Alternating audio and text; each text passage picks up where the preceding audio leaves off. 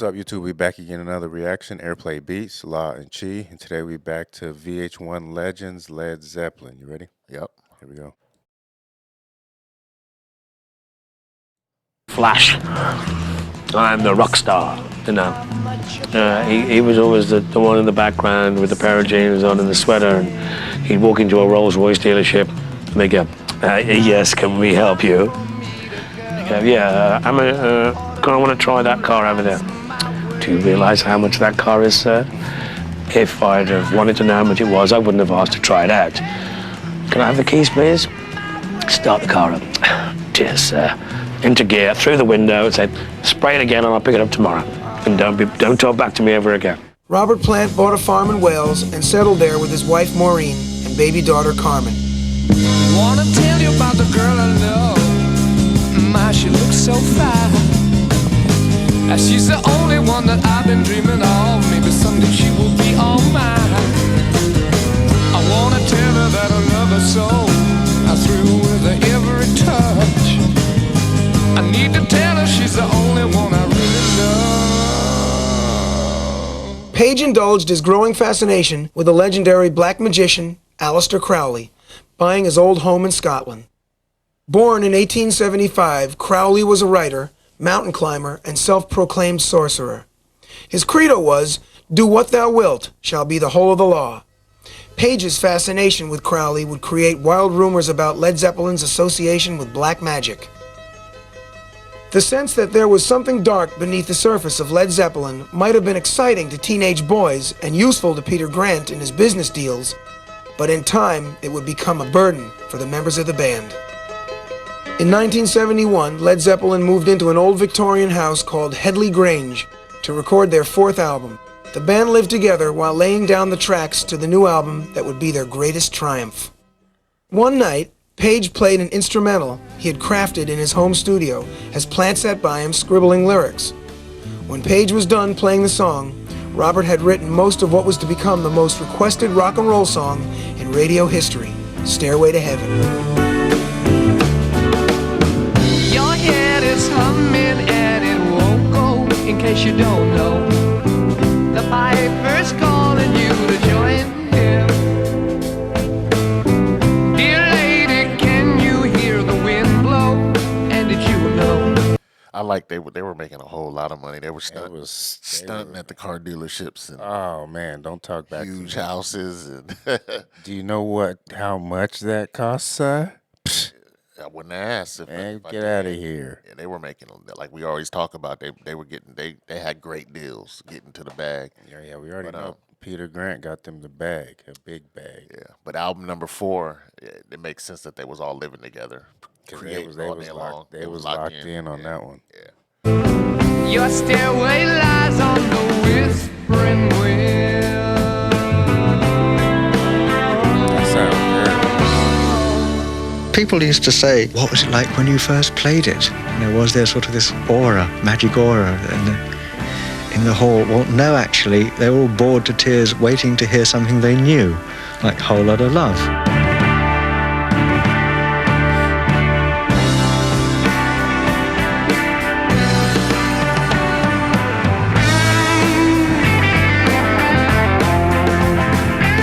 Zeppelin was a band of extremes.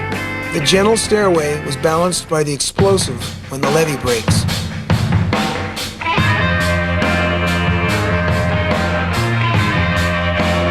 Beastie Boys sample. In spite of, or because of, his personal extremism, John Bonham was being recognized as one of rock's greatest and most influential drummers. When Led Zeppelin IV was released in November of 1971, the album's biggest controversy was over its cover. Just purely through the fact of these bad reviews, we thought, okay, let's put an album out with no information on it whatsoever. And that'll be a statement to the critics. Of course, that went right over their heads, let me tell you.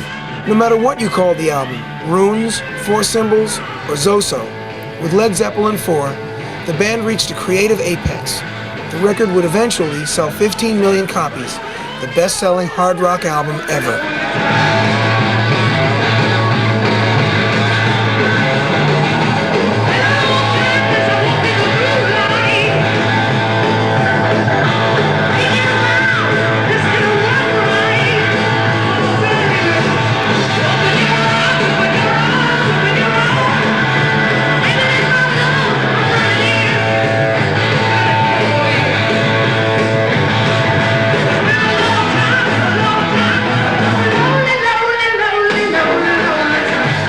spring of 1972, Robert and Maureen Plant's second child was born, a boy named Carrick. Robert was a student of ancient history of Wales and England, and he had given his son the name of a Celtic hero.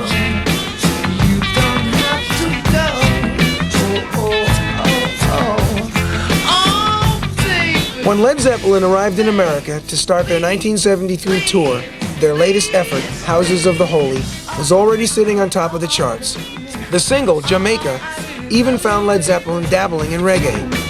That was a single. Jamaica was, it's the old joke, isn't it? My wife went on holiday this year, on her own, Jamaica. No, she went on her own accord. It's like, but all the Americans go, I really like Dire Maker.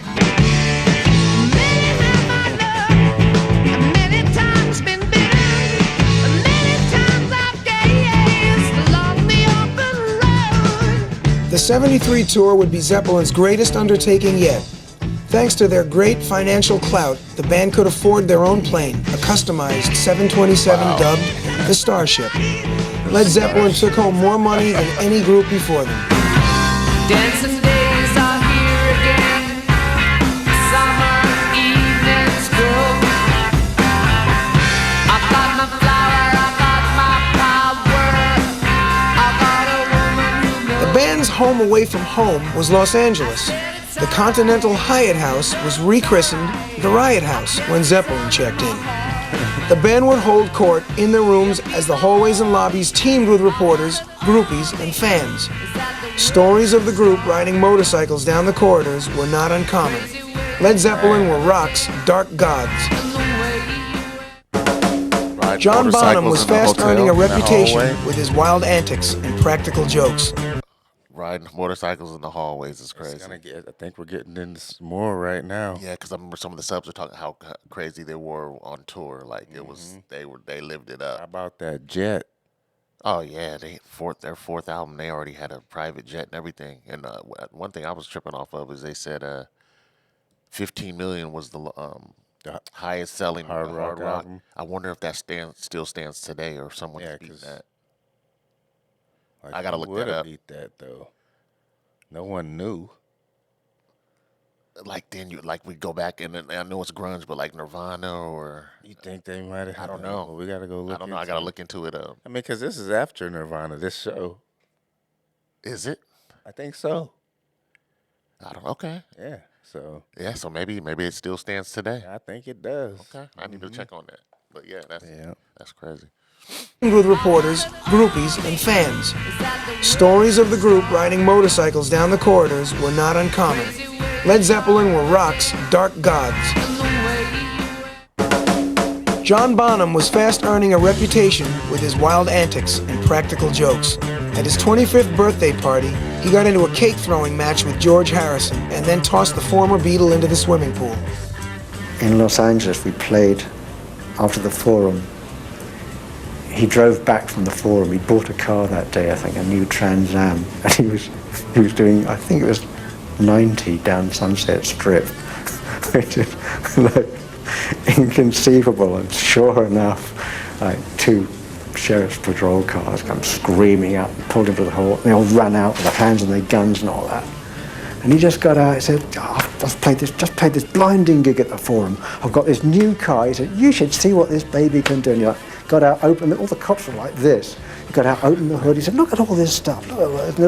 And like within minutes, they're all like looking under the hood, like talking about brake horsepower and stuff like that. I mean, it's just like, and the end of it, okay, yeah, well, watch yourself next time, take care. Hey, well, do you want some tickets? Yeah. Hey, mama said the way you move gonna make you sweat, gonna make you groove.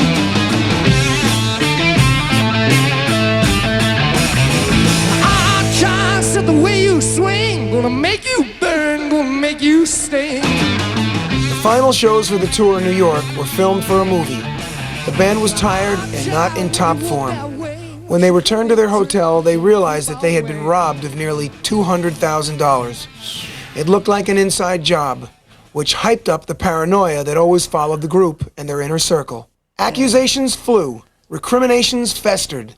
They returned home for a rest. 200 grand. 2 years would go by before Led Zeppelin would re-emerge. In the interim, they formed their own record label, What was they doing Swan with that much Song, cash on and them? recorded a double album called Physical Graffiti. The hypnotic track Kashmir explored the band. They took 2 years It looked like an off inside job, after that. which hyped up the paranoia that always followed the group and their inner circle. Accusations flew, recriminations festered. They returned home for a rest. 2 years would go by before Led Zeppelin would re-emerge. In the interim, they formed their own record label, Swan Song, and recorded a double album called Physical Graffiti. The hypnotic track Kashmir explored the band's fascination with the music of Morocco. Zeppelin returned to the road in 1975. The tour was not without incident. Jimmy Page broke his finger, which affected his playing. It was also around this time that heroin began working its way into his routine. John Bonham was drinking heavily, and alcohol fueled his aggressiveness. If the pressure inside the band was turning ugly, the public didn't see it. Led Zeppelin was more popular than ever.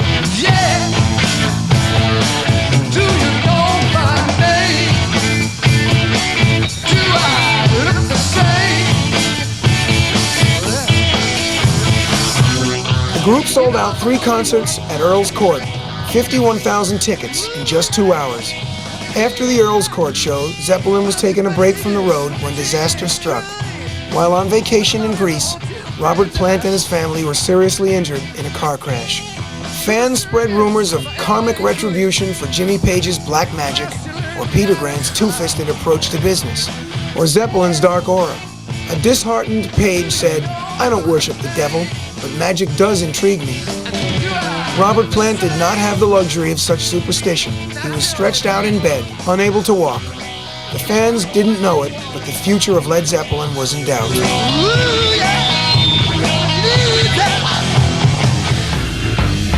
After Robert Plant's 1975 car accident, So basically the industry looked at them as bullies. They hated them.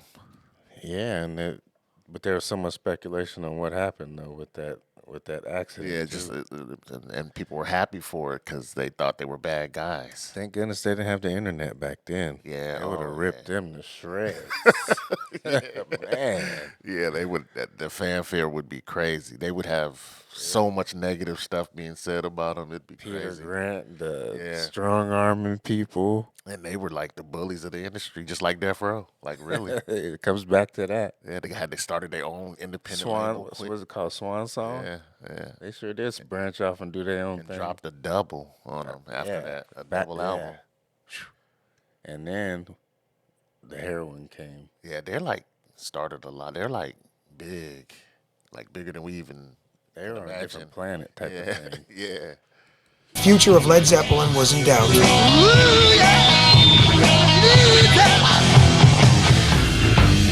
After Robert Plant's 1975 car accident, a doctor in London told him he wouldn't walk for at least 6 months. Robert had injured his ankle so badly, he was unsure if he would ever be able to perform again. Robert tried playing one show, but had to sit on a stool. He knew he was a long way from performing, as he had in the past. "This had been the longest, most pensive period in my life," Plant said. The band canceled their remaining tour dates and decided to head into the studio. Recorded in just 18 days and released in April 1976, Presence reached #1 without the benefit of a tour or even a picture of the band. The album's artwork featured a mysterious black obelisk. This is called The Song Remains the Same. With Plant out of commission, the band decided to put out their concert film, The Song Remains the Same. Released 3 years after it was shot, the band looked oddly out of date in the summer of punk. The critics called it self-indulgent, but fans packed midnight showings. They were just happy to get a glimpse of Zeppelin. It's rather frustrating spending, now it's a total of about 8.5 years of playing on stage. And I think the closest we've ever got of seeing ourselves is having a sly peep at the video screen at Earl's Court. You know? That was the initial, idea. And from there on, we just wanted to capture one moment in time, you know? Each member of the band was featured in a fantasy segment designed to give insight into their personality. Bonzo was a race car driver, Plant a sword-wielding knight, Jones an 18th century masked marauder, Page, a hooded mountaineer, and true to his reputation, Peter Grant played a gun-toting gangster. The Goldfish Bowl was already in position and we were inside it because the thing had got so big. There was a part of my being, and there still is and always will be, that knows that we went up some unbelievable peaks. I mean, mentally and musically. And we'd been through a hell of a lot. A hell of a lot of changes emotionally and God knows what else that don't happen to people in one lifetime.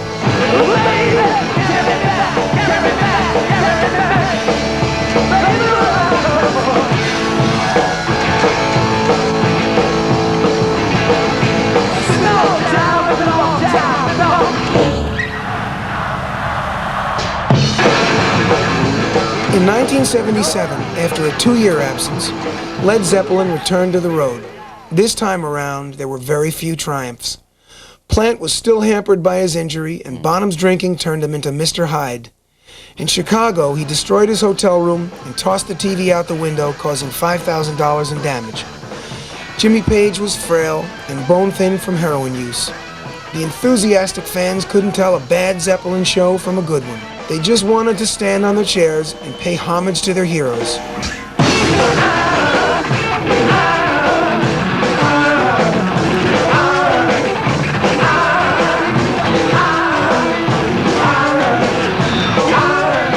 When the band arrived in Florida, Robert's wife Maureen brought their 2 children over to spend some time at Disney World. "We called him Baby Austin after the Bionic Man," said Robert of his 5-year-old Carrick. But things soon turned ugly. In Tampa, Zeppelin postponed a show due to rain, and the fans rioted. In Oakland, a nasty scene erupted backstage between Zeppelin's entourage and one of promoter Bill Graham's people. Peter Grant's son was slapped by a security guard for attempting to remove a dressing room sign. When Grant heard that his son had been hit, he had Graham's employee brought back to his trailer. By the time Grant and Bonzo were through, the trailer was awash with blood. Graham called the cops. Bonham and Grant were charged with assault and led away to jail. Already reeling from the incident in Oakland, Robert Plant received a call from his wife that would change him forever. His 5-year-old son, Carrick, was dead. Yes. Carrick Plant had come down with a viral infection and his temperature rose dramatically. By the time he reached the hospital, it was too late.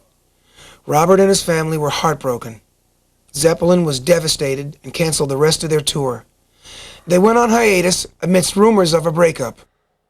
Plant retreated to his farm and spent most of the next year in seclusion. 16 months after the death of his son, Robert felt he was ready to go back to work.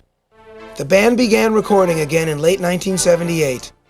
The sessions for In Through the Outdoor were more subdued than usual. Jimmy Page and John Bonham were both struggling with dependencies. John Paul Jones oversaw most of the recording.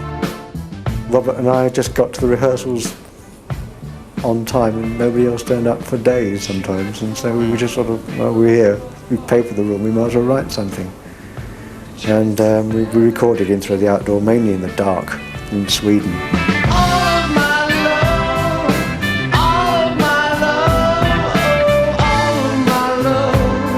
Kind of got that song particularly has a sound like that, like they were just in the dark, just them two, because the other two weren't around. While we were listening to the albums, then we also like didn't say it, but we knew that JPJ was kind of like on a lot of like playing the piano, playing the guitar, putting playing everything the in there bass, towards like, the end. Yeah, he was kind of involved in a whole bunch of it, but but Robert Plant went through a whole lot, man. The car accident, losing the kid. There's this. We haven't heard anything positive in a long time in this story. It's just going downhill. Yeah, today they would, and the internet would be like he's his blood sacrifice, his Illuminati stuff, conspiracy. Yeah. Oh conspiracy man, stuff. the internet would have just ripped this story apart. Yeah, Man. yeah. But what about the fight at taking the them back to the to the dressing room and whooping tail? Slapping his son. And the Bill Graham was like a huge promoter. You like can't slap Peter Grant's son and get away with it. Right. But I'm talking about Bill, but then Bill Graham, like he's like the promoter. head guy, like Yeah. Bonham and Still Grant. hear about him. Bonham and Grant didn't care. Nah, he said the trailer was bloodied, but Full of I'm blood. sure they never worked together again. Well, they went to jail that day. I'm talking about just that they didn't get no shows, no big shows like that from him anymore. Well, He was like the biggest promoter. yeah, probably not. That was an ugly scene.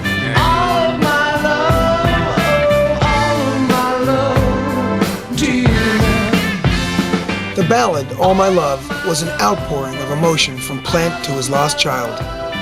Out of their hardships, an older and wiser Led Zeppelin was beginning to emerge.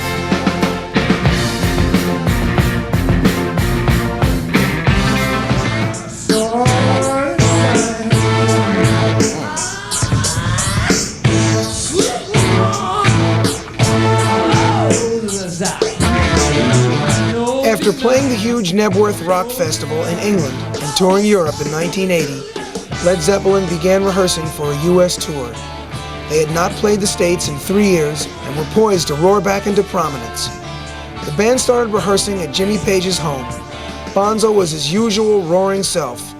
One night he passed out after a long day of drinking. When John Paul Jones checked on Bonham the next day, he didn't wake up. At the age of 32, John Bonham was dead. So was Led Zeppelin. The band's response to Bonham's death was unanimous. Bonzo was irreplaceable. Page, Plant, and Jones announced that Led Zeppelin would not continue. He was just a genuine, normal type of guy that was in, one of the biggest rock and roll bands in the world. I mean, his best friends in England were all farmers. We'd be talking in the bar, talking about sheep, like cattle. And what's the price of a heifer nowadays? I don't know. That's the way it was. Then, as it was, then again it will be. Though the course may change sometimes, rivers always reach the sea. It was a difficult time for the surviving members. Page, Plant, and Jones pondered why so much hardship had been bestowed on them. They went through a lot. It was particularly hard on Jimmy Page, who had put Led Zeppelin together and guided its journey. He abandoned his music and withdrew from the spotlight. I lost a very dear friend, and if I looked at the guitar, it would just remind me of a dear friend I just lost, so consequently I didn't have a guitar around for quite a while. In 1982, Page produced Coda, a collection of Zeppelin outtakes and leftovers. The following year, Eric Clapton coaxed him into picking up his guitar again and reuniting with former Yardbirds guitarist Jeff Beck at the Arms concert for multiple sclerosis. For the audience, his instrumental version of Stairway to Heaven was a stirring reminder of how powerful Zeppelin once was. For Plant, the death of another loved one was difficult to bear. He had been mates with Bonham since they were teenagers, playing in bands for beer money. He had been the one who suggested to Jimmy Page that Bonham joined Led Zeppelin. Robert was afraid that it would be difficult to go out on his own because of his strong identity with Zeppelin. But in 1982, Robert began a successful solo career.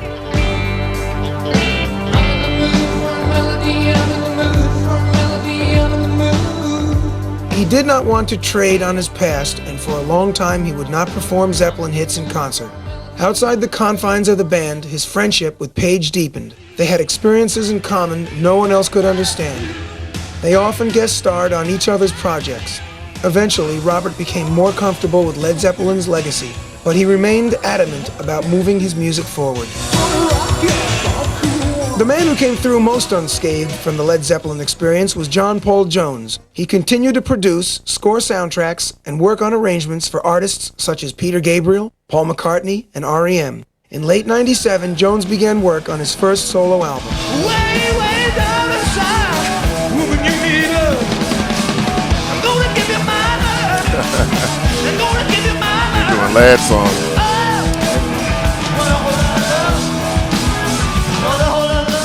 It was great because it was true Zeppelin in some respects.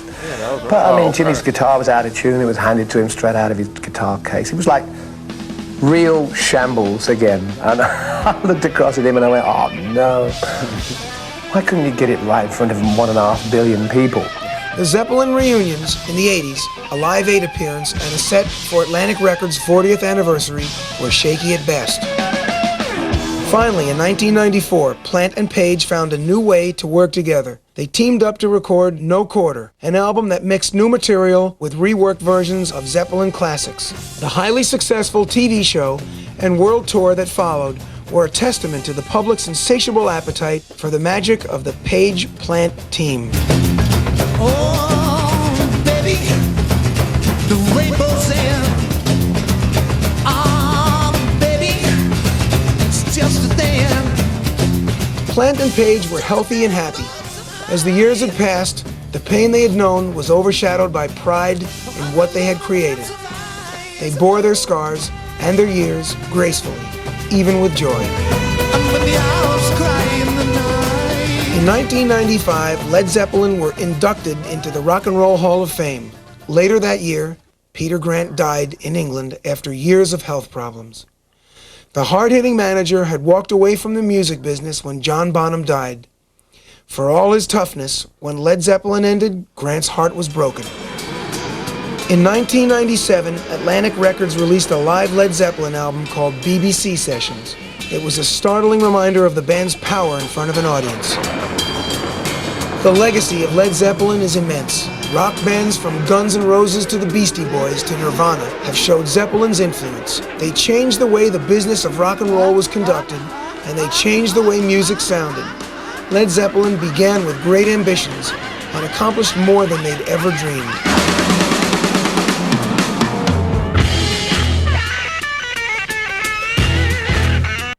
Narrated by Steven Tyler. Oh, shit. Yeah. How about that, man? I didn't know the story. Yeah, I've been seeing bits and pieces in the comments, Right. but it was just all kind of scattered around, and can't believe it. All everything in the comments. Right. There's some outlandish stuff in Yeah, there. they go at it with each other sometimes. But, Yeah. but it's just that their career was they were the top of the game, and then it's just like like you know when the universe is like everything can't go right for you that right for you. You know what I'm saying? When the rain started coming Yeah, in, yeah. it wasn't got just hit. rain; it was thunder and lightning with the There was rain. like It was earthquakes and all yeah. type of stuff. Yeah, like Losing his child. losing the band member. He at was 32. injured for 4 or 5 years Yeah. out of that time span, the late 70s, like mid to late. They made so much money that they were able to take a lot of time off.